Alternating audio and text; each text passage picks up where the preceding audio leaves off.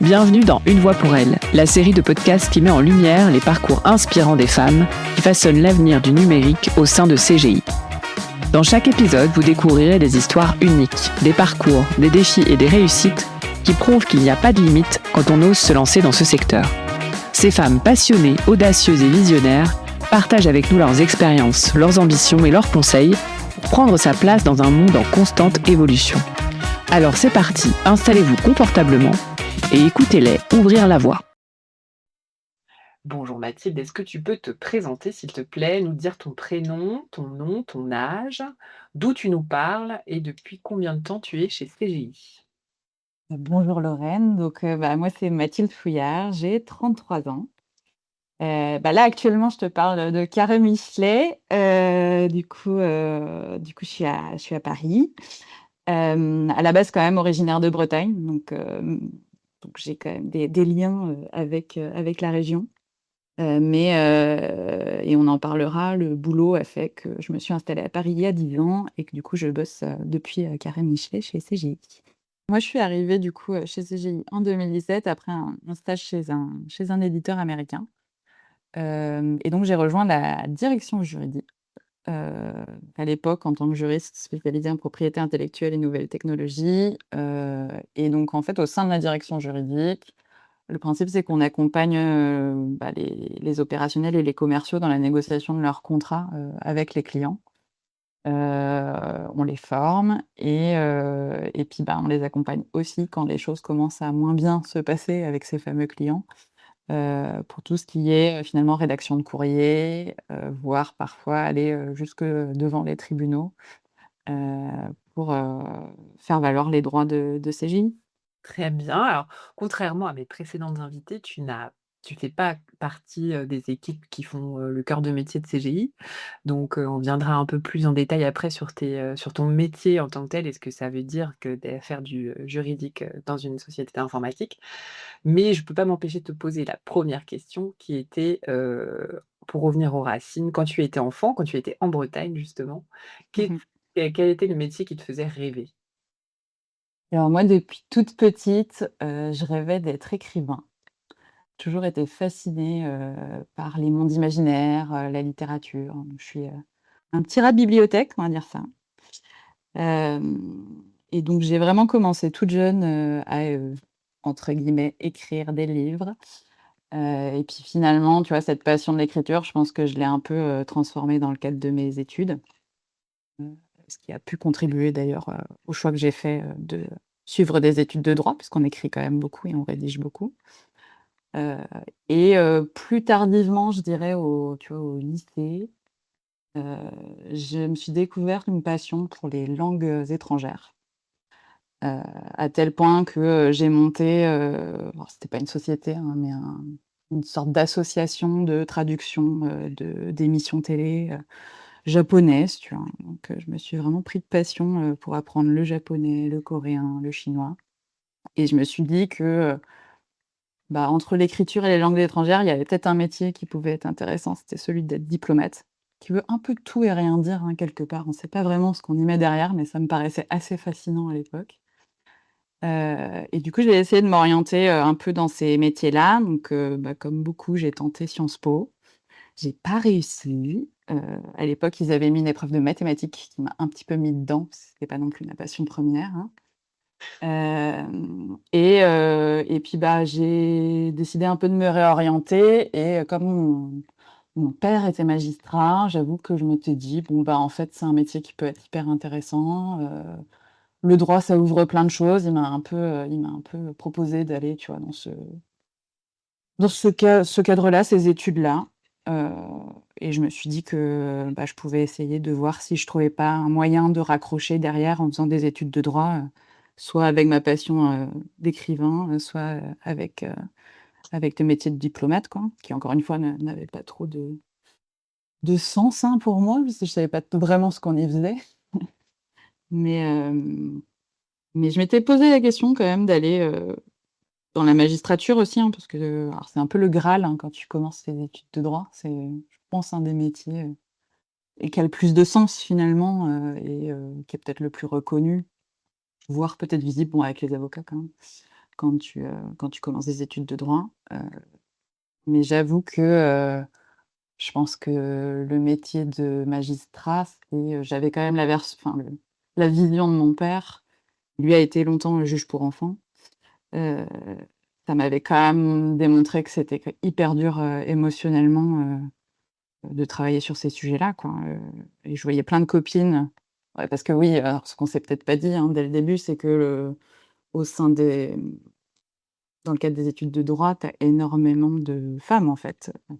Une majorité d'étudiantes, heu et je voyais finalement toutes ces femmes qui voulaient devenir juges pour enfants, alors qu'en fait, c'est un métier qui est, je pense, parmi, les postes que tu peux avoir en tant que magistrat, un des pires parce que, bah, justement, tu vois évoluer et potentiellement mal évoluer, des enfants et que tu peux pas t'empêcher, finalement de comparer ça, à toi, aux gens que tu connais, à tes propres enfants, ce qui était le cas de mon père, hein, et du coup, je pense que c'était hyper dur pour lui et il l'exprimait, donc ça, c'était plutôt sain aussi de pouvoir en parler avec lui et ça a fait que je me suis dit: «Bon, la magistrature, peut-être pas tout de suite en étant aussi jeune», tu vois? Je l'exclus pas, peut-être un jour que j'y retournerai, mais aujourd'hui, je me suis, plutôt dit que, j'allais être juriste d'entreprise. Ça me paraissait, le plus accessible et le plus intéressant aussi, par rapport à ce que j'aimais, par ailleurs, quoi. OK, et dans les entreprises, que tu ciblais à l'époque où tu as commencé à chercher un travail, est-ce qu'il y a eu un petit aiguillon là qui t'a mis sur la voie de l'informatique ou pas du tout? C'est quelque chose qui est arrivé par hasard ou c'était une volonté de ta part? Alors, bah, à la base, du coup, en licence, je me suis, un petit peu spécialisée, toujours dans cette optique, tu vois, comme je disais, je voulais être écrivain, de plutôt travailler dans les maisons d'édition, et donc il y avait une formation, à Poitiers qui était, magistère, en droit des nouvelles technologies, qui permettait finalement de se spécialiser un petit peu en droit de la propriété intellectuelle et surtout droit d'auteur, ce qui était mon objectif premier. Et puis, bah, finalement, avec cette formation et comme son nom l'indique très bien, on s'intéresse aux nouvelles technologies et ben, tu vois, on a appris à coder, on a appris, tout ce qui était, droit des brevets, droit des logiciels, enfin donc on a appris plein de choses autour du droit du numérique quelque part, et je pense que, comme pour beaucoup de gens, ce qui a fait que je me suis, plus orientée, vers un secteur qu'un autre, au-delà, tu vois, de cette, spécialisation, dans le cadre de mes études, bah, c'est le stage de fin d'année et donc bon, moi, avant, j'avais fait quelques stages en cabinet d'avocat, en maison d'édition et au retour de mon «Erasmus» entre guillemets, j'ai fait une année, en Australie. Il fallait trouver ce fameux stage de 6 mois qui est un peu structurant, pour, la suite, on va dire, de ta carrière et qui lance un peu, tes premiers pas, dans le monde, bah, de l'entreprise et le monde du travail, je pense, de manière, plus générale. Et puis, bah, j'ai un peu galéré, hein, à trouver. J'ai envoyé beaucoup de CV, à l'époque et puis finalement, bah, j'ai réussi à décrocher, un stage, chez un grand éditeur. Heu, donc ça, c'était en 2016 et bah, ça m'a permis finalement, très vite de découvrir le monde, bah, du logiciel, hein. Hem et plutôt donc grand éditeur américain, donc une façon de bosser qui est, je pense, assez particulière chez ce type de boîte, enfin dans ce type de boîte. Donc avec la découverte d'un environnement ultra technique, bah, fallait apprendre, les produits, comment ils fonctionnaient, avec des contrats, ultra détaillés et qui finalement, bah, étaient des contrats, qui étaient tellement spécialisés qu'ils étaient assez peu, utilisables, dans un autre milieu que, celui de cet éditeur. Heu et donc bah, j'ai découvert, des vocabulaires, des sigles un peu dans tous les sens. Et donc ça, à la limite, on retrouve aussi ça chez CGI. Des nouvelles méthodes de travail, et par contre, bah, avec le recul aujourd'hui, une vision un peu particulière du métier de juriste. Parce que, et je pense, sans vouloir faire de généralité, que c'est un peu le cas chez, tous les éditeurs, ils ont, leur propre modèle de contrat, heu et donc ben, le principe, c'est d'essayer d'éviter le plus possible, à ce qu'il soit modifié et donc finalement, du coup, la négo de contrat que tu fais, toi, quand tu es juriste, chez dans ce type de société, C'est, plutôt, d'aller expliquer pourquoi ton contrat, c'est le meilleur, pourquoi il y a pas besoin de le changer, là où, quand tu travailles chez des ESN comme CGI, le contrat, c'est la recherche d'un équilibre, c'est de la discussion, c'est de la modification de clauses du coup pour trouver, le meilleur équilibre entre les 2 mondes, c'est-à-dire, entre le client et puis, entre l'ESN, quoi. Donc c'était une façon de travailler qui était très différente, heu, qui a été, très enrichissante, mais qui était difficilement, on va dire, transposable dans une autre société, sauf à rester, dans un milieu d'éditeur, on va dire. Hem Et en fait, mon manager, de l'époque, qui avait encadré mon stage, est parti, chez CGI et donc m'a proposé, parce qu'il y avait un poste qui s'ouvrait, en tant que juriste junior, au sein de la direction juridique de CGI, de rejoindre CGI. Et comme, bon, j'arrivais pas à décrocher de CDI, par ailleurs, je me suis dit que c'était vraiment une occasion en or, donc j'ai passé les entretiens.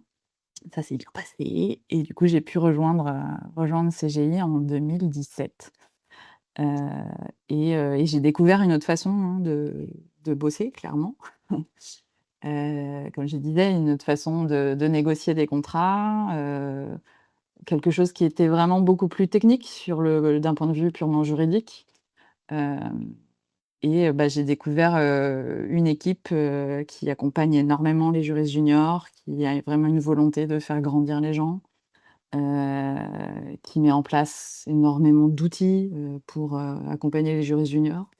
Et tu vois, aujourd'hui, quand je recrute, des juristes juniors ou que, j'en encadre, je leur dis souvent que je trouve que, une des meilleures écoles pour apprendre la négociation contractuelle, dans le monde du numérique, c'est CGI, en fait. Parce qu'on a vraiment cette volonté, de donner, le plus de billes possible, aux juristes juniors pour qu'ils puissent s'épanouir, pour qu'ils soient à l'aise avec les négociations. On les accompagne énormément, on a mis en place, beaucoup d'outils et ça, je trouve ça, ultra, important et enrichissant.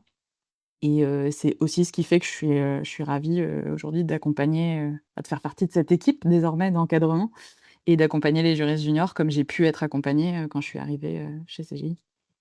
Au même titre que quand tu fais des études de droit, tu peux faire beaucoup de métiers ensuite. Être juriste d'entreprise, j'imagine que tu peux faire beaucoup de choses différentes, management, de l'opérationnel, mais je crois qu'il y a un projet qui t'a marqué particulièrement dans ton parcours. Est-ce que tu peux m'expliquer pourquoi et comment? Alors moi, le projet que je pense qui a été assez central dans mon évolution, c'est un détachement que j'ai fait au Canada, donc au siège. J'ai pu aller remplacer, une collègue qui partait en congé maternité. Donc là-bas, le congé maternité, c'est 1 an et donc plutôt que de recruter quelqu'un sur place, pour, une mission temporaire, ils se sont dit: «Ça pourrait être intéressant, d'essayer de faire venir, quelqu'un qui parle français». C'est pour ça qu'ils avaient orienté la demande vers, la direction juridique France, pour la remplacer et faire une sorte d'échange et peut-être un partage un peu de bons procédés, on va dire, entre les deux équipes. Parce que c'est vrai qu'on n'a pas nécessairement l'occasion de bosser beaucoup tous ensemble et du coup, j'ai sauté sur l'occasion, moi qui rêvais d'être diplomate, tu vois? Je me suis dit: «Super, je vais avoir mon expérience à l'international, ça va être génial».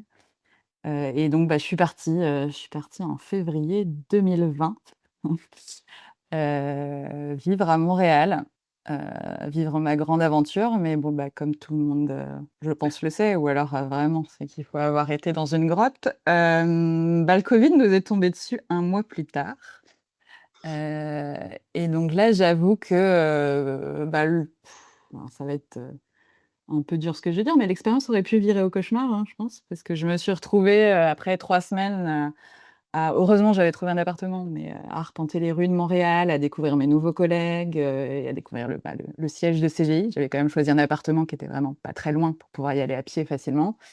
Je me suis retrouvée, comme à peu près tout le monde, hein, en télétravail, ne connaissant quasi personne finalement, au Canada, et donc j'avoue que ça a été, très challengeant au début.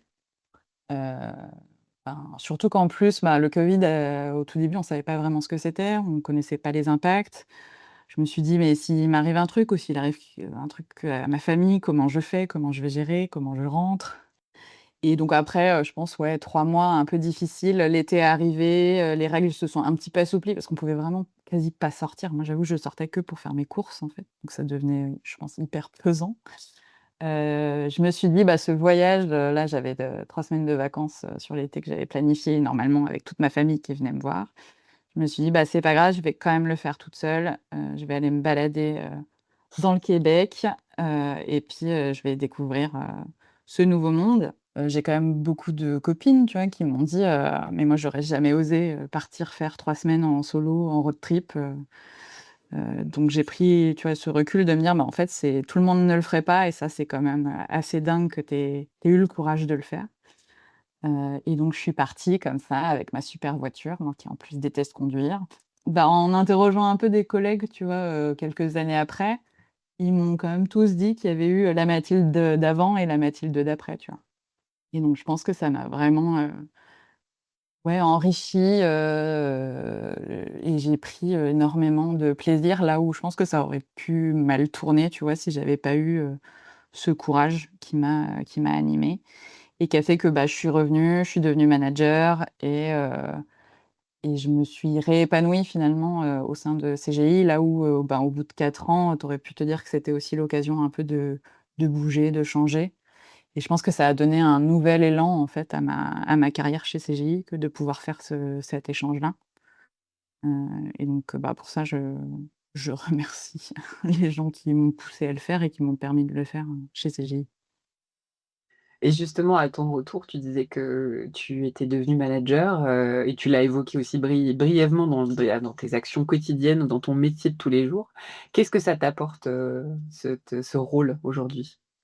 Alors moi, je pense que, et tu vois, je me posais la question, je me disais: «C'était pas forcément, je me destinais pas, tu vois, à encadrer des équipes». J'y avais jamais songé. Je pense qu'on y pense pas beaucoup, quand on est plus jeune, quoi. Donc j'avais pas vraiment, je m'étais pas imaginée encadrer des équipes et en fait, bah, j'adore transmettre, j'adore former.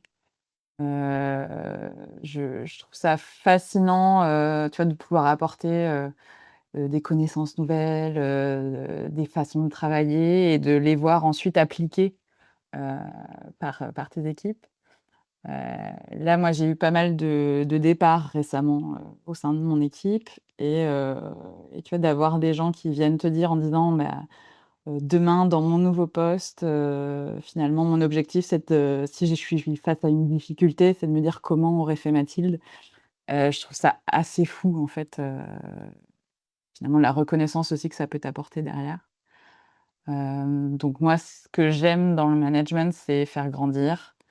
Donc tu vois, de voir, comme ça, je te disais un peu tout à l'heure, mais les gens déployer leurs ailes, que ce soit idéalement chez CGI, ou ailleurs, je trouve ça dingue et je pense que c'est ce qui fait que je considère que j'ai réussi,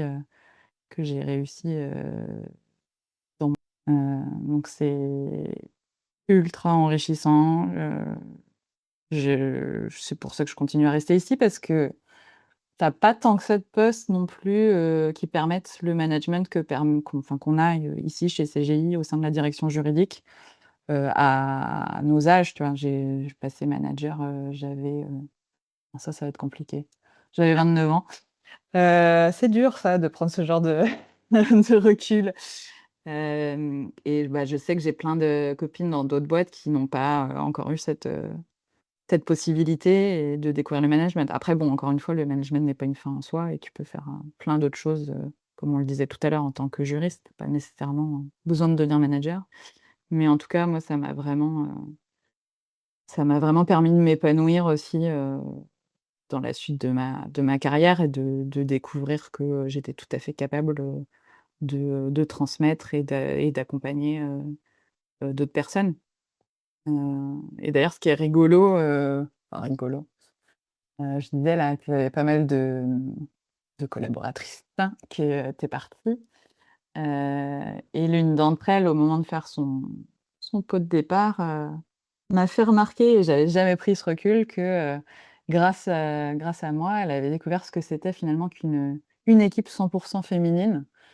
Et c'est vrai qu'en fait, avec un peu de recul, je me suis rendu compte que moi, j'avais toujours managé des équipes, femmes. Donc comme je disais, on est quand même plus de femmes, hein, dans le métier de juriste. On a quand même quelques hommes dans l'équipe, hein.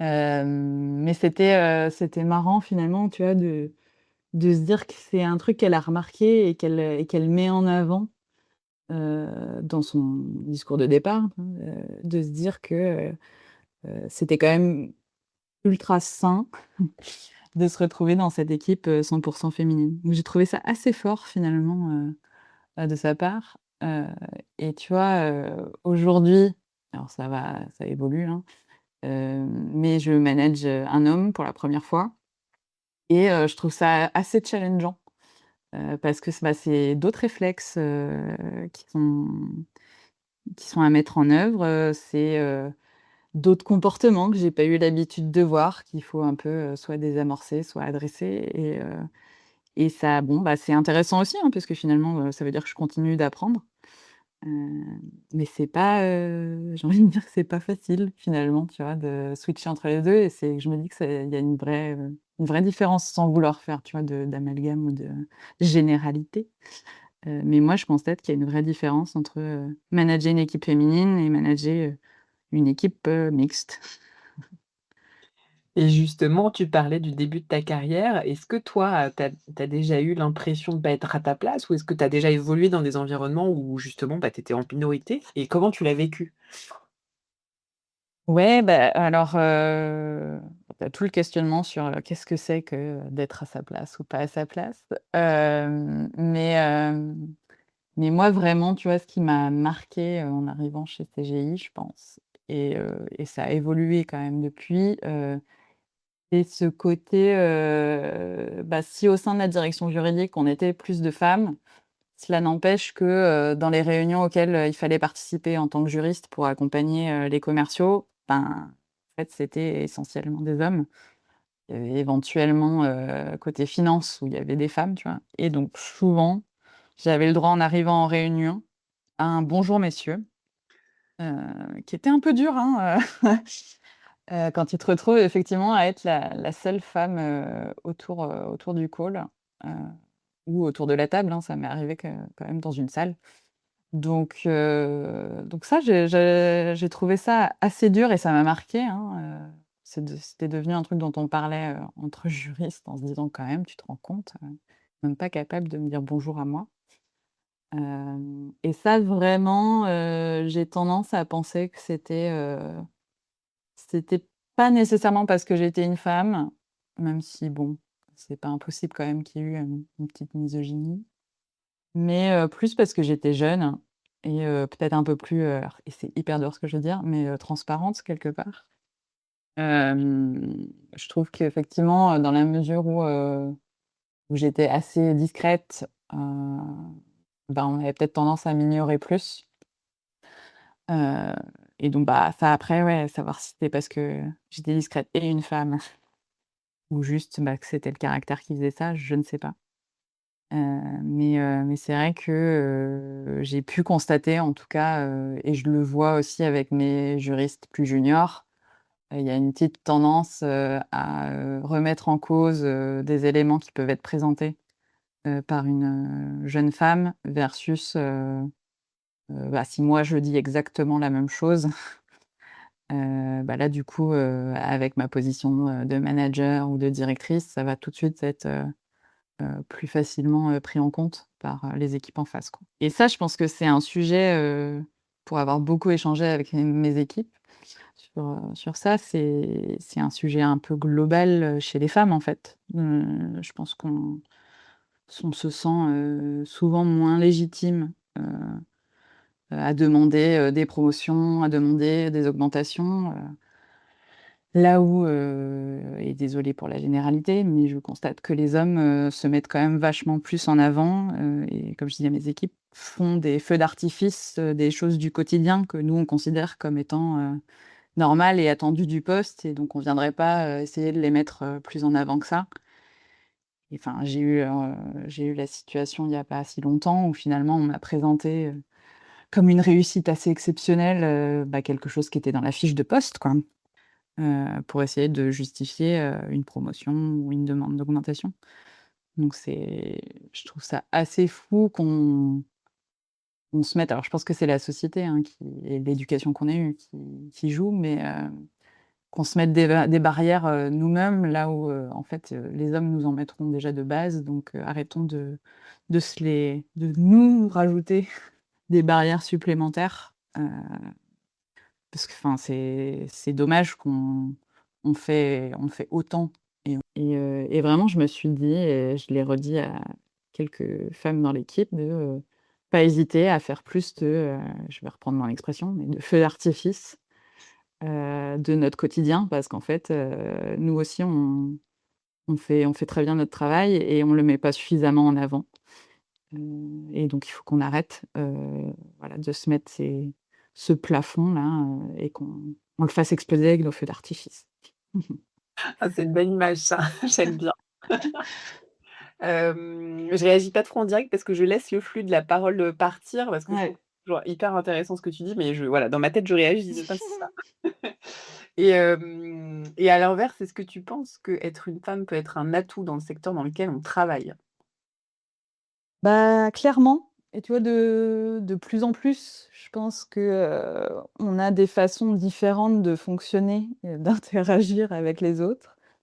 Peut-être une façon, plus construite et nuancée, tu vois, de prendre certaines décisions. On est Alors là, je fais des généralités parce que je pense qu'il y a, des exceptions et qu'il y a des femmes qui peuvent être, très dans l'action tout de suite, sur la prise de décision, là où je trouve que les hommes le sont de manière plus générale, on va dire. Donc je pense que oui, finalement, alors comme je disais, moi côté juridique, on est quand même une majorité de femmes, donc j'ai envie de te dire évidemment que, dans le monde des juridiques, c'est un atout d'être une femme. Heu, Dans le monde du numérique, je pense que surtout sur les postes de direction, tu un vrai avantage à essayer de rétablir un équilibre, en fait. Mmh et heu et je pense que c'est quand même en bonne voie, parce que je constate, tu vois, en 8 ans chez CGI, qu'il y a quand même un peu plus de femmes à des postes, de direction. Pour autant, bah, je vois aussi, que, on ose plus certaines, critiques, mmh, envers ces femmes-là. Heu Notamment, tu vois, sur l'apparence, sur la façon de s'habiller, là où, je suis intimement persuadée qu'on n'oserait pas, faire les mêmes commentaires, vis-à-vis des hommes qui sont au même poste, quoi. Et donc ça, je trouve ça assez fou, et enfin, ça revient un peu à cette discussion sur, la place de la femme au sein de la société, au sein du numérique, quoi. Se dire, en fait, on trouvera toujours les moyens un peu de décrédibiliser, heu la femme, ce que je trouve vraiment dommage et ce que je pense qu'il faut combattre. Pour autant, tu vois, je dis ça, je pense quand même que, on peut parfois être notre pire ennemi, et je constate qu'il y a énormément de ces commentaires, qui sont aussi émis par des femmes, tu vois? Donc finalement, bon, on fait un peu ce monde, blanc-noir entre, femmes et hommes, mais au final, bah, parfois on manque de sororité, et c'est dommage parce que, ben, on est déjà dans une société où le patriarcat fait qu'on est quand même un petit peu en opposition, avec les hommes, et on arrive en plus de ça à s'auto-saboter, dans notre, on va dire, quête d'équilibre, ce que je trouve un peu dommage, quoi. Et je pense qu'effectivement, faut arrêter, encore une fois, nous mettre nous-mêmes nos barrières, et enfin, croire en nous, avoir confiance en nous. Enfin, c'est ce que je répète pas mal, moi, à mes juristes juniors. Dire: «Mais en fait, vous êtes tout aussi capable d'être à la place à laquelle vous êtes». Quand vous vous retrouvez dans une réunion, sur un sujet, contractuel, bah, en fait, vous êtes les sachantes sur le sujet, et donc même si vous avez, bah, une armée d'hommes en face de vous, ils sont pas juristes, et vous êtes tout à fait légitime, en fait, à prendre, votre place et à asseoir votre position, et ils ont rien à dire là-dessus, quoi. Et donc je pense qu'il y a vraiment un sujet de confiance en soi et de croire en ses capacités, qu'il faut, bah, bon, ça se développe, la confiance en soi, donc il faut continuer, voilà, à développer pour s'assurer derrière que, on arrive, et là ça reboucle avec tes questions précédentes, mais à trouver notre place et enfin que ce soit la bonne place. Parce qu'en fait, on n'a pas à être relégué, à des postes moins importants. On a tout à fait notre carte à jouer sur des postes équivalents aux hommes. Il y a aucune différence, à mon sens, hein, aucune différence à avoir, quoi. Et cette confiance en soi là que tu cites, je pense que c'est quelque chose que tu peux développer, dès le début, dès qu'on vient au monde et c'est pas toujours facile quand on est une petite fille et Ouais. justement, si tu pouvais parler à la petite toi, qu'est-ce que tu lui dirais? Je pense que je lui dirais 2 choses. Heu, la première, c'est, de profiter parce que la vie, elle est courte et l'autre chose que je me dirais et que je me dis, je pense, un peu tous les jours parce que, c'est important, c'est un mantra à se répéter, c'est, faut pas se mettre de barrières. Heu, tout est possible, on est autant capables que les hommes, d'y arriver et donc je pense vraiment que, de base, la société nous met déjà suffisamment de barrières.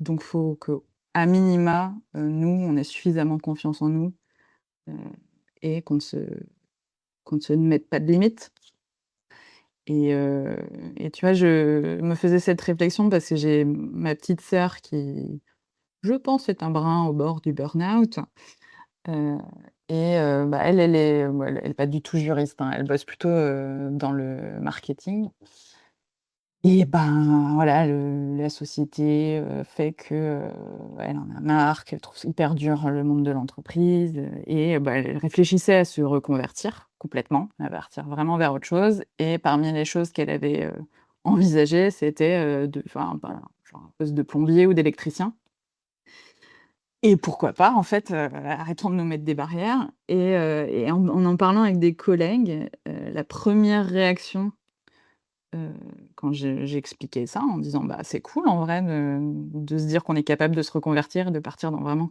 complètement autre chose», ça a été de me dire: «Oh, mais quelle horreur, c'est un métier d'homme ça va être hyper dur pour elle» et je me suis dit: «Mais faut qu'on arrête de se dire qu'il y a des métiers d'hommes et des métiers de femmes». Enfin, on revient vraiment, des années dans le passé et je suis pas d'accord avec ça en fait.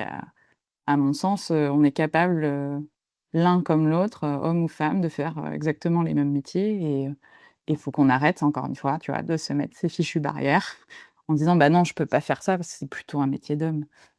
Heu et donc finalement, je pense que, faut qu'on déconstruise, les stéréotypes là qu'on se met et qu'on entretient, tous, mais qui sont aussi entretenus par les médias et la société de manière générale, hein, et qu'on se dise qu'en fait, on est égaux, on est autant capables les uns que les autres, mis à part le fait d'avoir des enfants qui, à ce stade, est plutôt uniquement chez la femme. Mais bon, je ne préjuge pas de ce que pourra faire, la science dans le futur. Et sinon, en fait, on est exactement pareil et on a les mêmes capacités et voilà, il faut qu'on se dise que tout est possible et qu'on peut y arriver. Et ces barrières qui tombent, elles tombent souvent quand, on a des exemples de l'autre côté qu'on peut suivre, hein. Est-ce que toi, tu as des rôles modèles, que tu as envie de nous partager, qui t'ont inspiré ou qui t'inspirent toujours?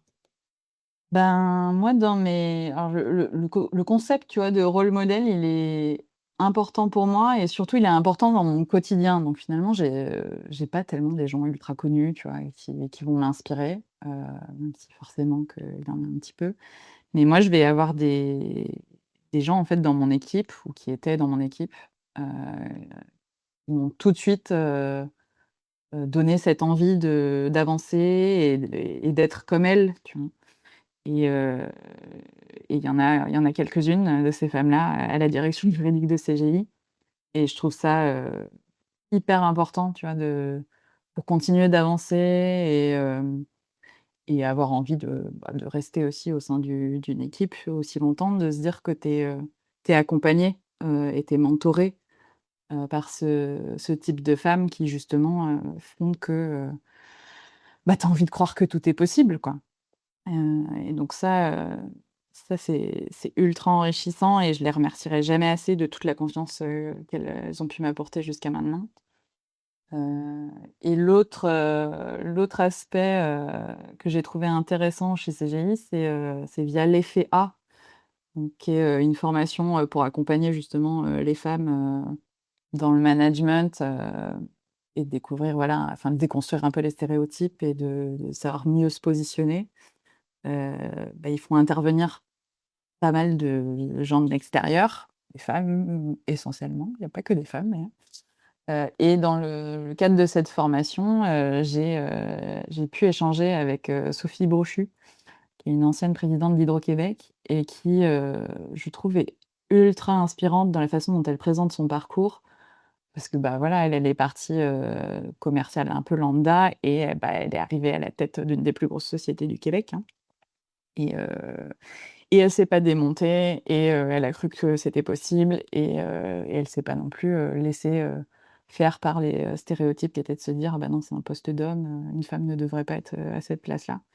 Et en fait, j'ai trouvé ça ultra inspirant, dans ce côté, tu vois, tout est possible, il faut croire en soi avant tout, d'avoir ce type de témoignage, quoi. Ça te donne, envie encore une fois, d'avancer et de tout donner, pour peut-être un jour atteindre ce type de poste, quoi.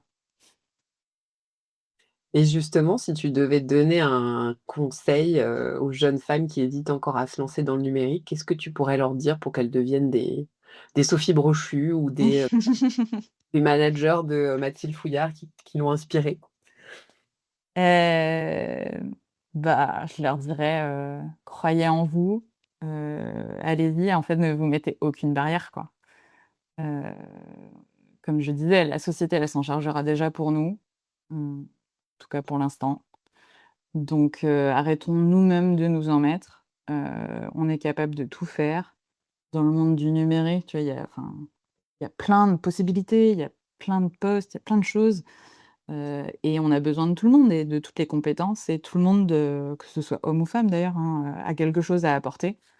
Donc faut croire en soi, heu, il faut développer cette, confiance en soi qui nous manque cruellement, et avancer comme ça et il y a de la place pour tout le monde et voilà, faut surtout arrêter de se mettre des barrières. Parfait, c'est le mot de la fin, Mathilde. C'est la fin de cet épisode. Si vous l'avez apprécié, n'hésitez pas à le partager et restez connectés, on se retrouve très vite pour un nouvel épisode d'Une voix pour elle.